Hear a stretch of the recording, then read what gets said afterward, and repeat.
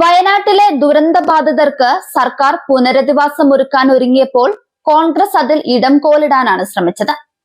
കോൺഗ്രസിന്റെ വീടുകൾ വരുമെന്നും 1 വർഷത്തിനുള്ളിൽ പുനരധിവാസം സാധ്യമാക്കുമെന്നും മികച്ച സൗകര്യങ്ങൾ ലഭ്യമാക്കുമെന്നും അവർ പറഞ്ഞു. വലിയ രീതിയിൽ ഇക്കാര്യങ്ങൾ പ്രചരിപ്പിക്കുകയും ചെയ്തു. യൂത്ത് കോൺഗ്രസിന്റെ നേതൃത്വത്തിലും അല്ലാതെയും വലിയ രീതിയിൽ ഫണ്ട് പിരിക്കലും നടന്നപ്പോൾ ഒരു വിഭാഗം ജനങ്ങൾക്ക് സർക്കാരിന്റെ വീട് വേണ്ട, മറിച്ച് പണം മതി എന്ന നിലപാടെടുക്കേണ്ടി വന്നു. അതെല്ലാം പാഴ്വാഗ്ദാനങ്ങളാണെന്ന് അറിഞ്ഞതോടെ വയനാട്ടിലെ കുറച്ചു പേർക്ക് മനസ്സിലായി തങ്ങൾക്ക് അമളി പറ്റിയെന്ന്. ഇതോടെ വീട് നഷ്ടമായവർക്ക് സർക്കാർ ടൗൺഷിപ്പ് പണിത് വീട് നൽകാൻ ആരംഭിച്ചതോടെ പുതിയ അപേക്ഷയുമായി ദുരന്തബാധിതർ എത്താൻ തുടങ്ങി. നേരത്തെ സർക്കാരിന്റെ വീട് ആവശ്യമില്ലെന്ന് പറഞ്ഞ് 15 ലക്ഷം രൂപ ധനസഹായം വാങ്ങിയവരാണ് ഇപ്പോൾ വീട് നൽകാമോ എന്ന അപേക്ഷയുമായി എത്തുന്നത്. വയനാട് ജില്ലാ കളക്ടർ DR മേഘശ്രീ IAS ആണ് ഇക്കാര്യം വെളിപ്പെടുത്തിയത്. 15 ലക്ഷം വാങ്ങിപ്പോയി മേഡം, എങ്ങനെയെങ്കിലും ഒരു വീട് അനുവദിച്ചു തരാമോ എന്നാണ് പലരും ചോദിച്ചു വരുന്നത്. അതിൽ ചിലർ കരയുന്നുമുണ്ട്. ആദ്യഘട്ടത്തിൽ കുറച്ചു പേരുടെ അപേക്ഷകൾ സ്വീകരിച്ചു.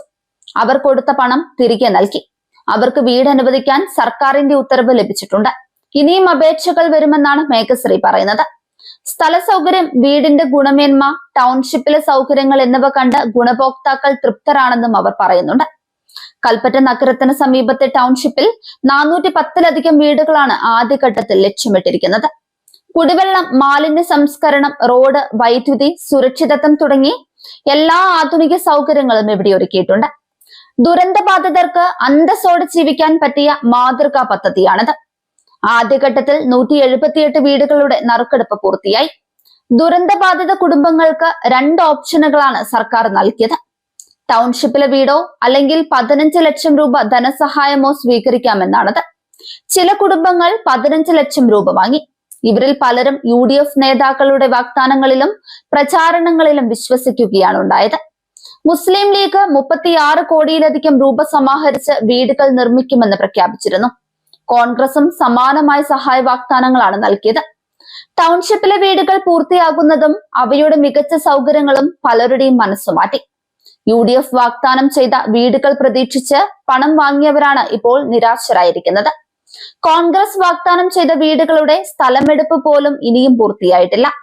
വാങ്ങിയ സ്ഥലം സുരക്ഷിതമായ മേഖലയല്ലെന്നുള്ള ആരോപണവുമുണ്ട്. സർക്കാർ പദ്ധതിയോടൊപ്പം നിന്നിരുന്നെങ്കിൽ സൗകര്യമുള്ള സുരക്ഷിതമായ വീട് ലഭിക്കുമായിരുന്നുവെന്നാണ് വിലയിരുത്തൽ. അതേസമയം നിയമപരമായി അനുവദനീയമായ കുടുംബങ്ങളെ പരിഗണിക്കാൻ ഭരണകൂടം ഇപ്പോഴും തയ്യാറാണെന്നാണ് കളക്ടർ അറിയിച്ചത്. ദുരന്തബാധിതരുടെ വേദനയും പ്രതീക്ഷയും ഒരുപോലെ ഉൾക്കൊണ്ടുകൊണ്ടാണ് ഭരണകൂടം മുന്നോട്ട് പോകുന്നത്.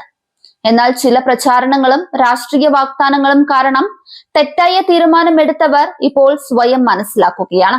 സർക്കാർ ടൗൺഷിപ്പാണ് ഏറ്റവും മികച്ച ഓപ്ഷൻ എന്ന് അവർ തിരിച്ചറിയുന്നുണ്ട്. ടൗൺഷിപ്പ് പദ്ധതി പൂർത്തിയാകുമ്പോൾ ലോകത്തിന് തന്നെ മാതൃകയായി ഇത് മാറുമെന്നാണ് പ്രതീക്ഷ.